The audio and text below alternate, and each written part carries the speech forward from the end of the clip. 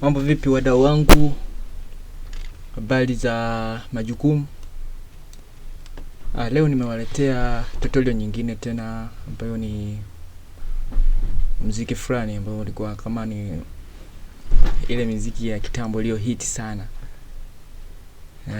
As a bright kina nani kipindi wanatoka ni beat fulani ambazo zilikuwa zinaimbika vizuri sana na zilikuwa zinawatambulisha vizuri sana. Sasa leo nataka niwaelekeze tips ambazo zitakusaidia na wewe pia kupata idea ni namna gani ya kupiga beat pendwa kabisa. Beat yangu nimeseti tempo ya 92. Nimetumia instrument chache ambayo nitakuelekeza moja moja na utapata kuelewa. Katika beat yangu kitu cha kwanza nipiga hypersonic ambayo nimechukua acoustic bass. Hii hapa ime sound hivyo.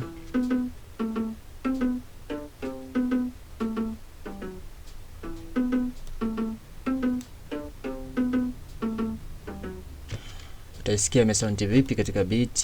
Kitu cha pili kapiga string studio. Hii hapa hii string studio.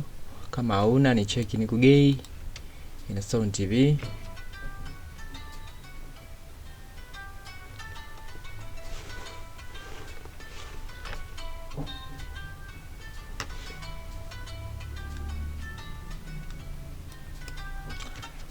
Kitu kingine ambacho ni sing chorus.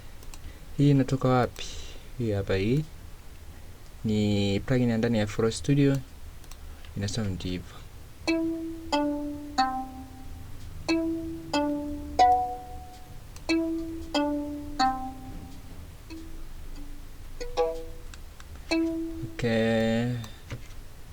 Sound like that.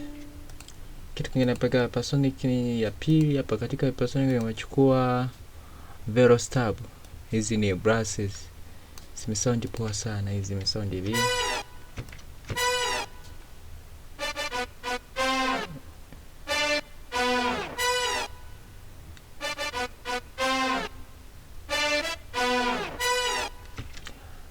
Kitu kingine nimechukua Nexus nikapita mute guitar.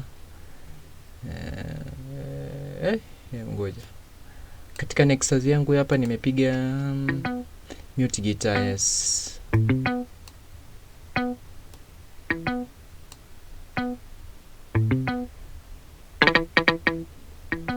Never sound poa.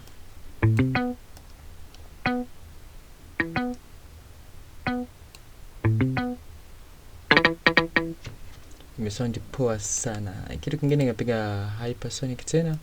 Ningachukua kinanda gani hapa? Nachukua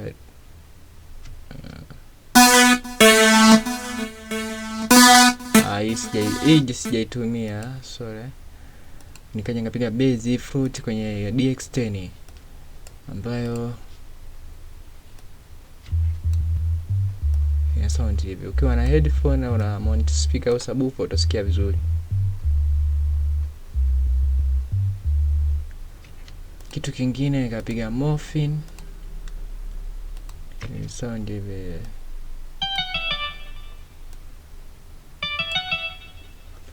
Simple like that. Kitu kingine nikapiga ni claps. Nikaja nikapiga percussion ika sound hivi.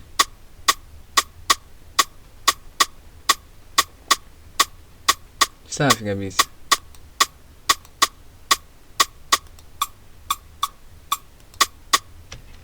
Kitu kingine nilichokipiga hapa ni kodi. Kodi nimechukua hypersonic, nikachukua heaven piano. Ime sound hivyo.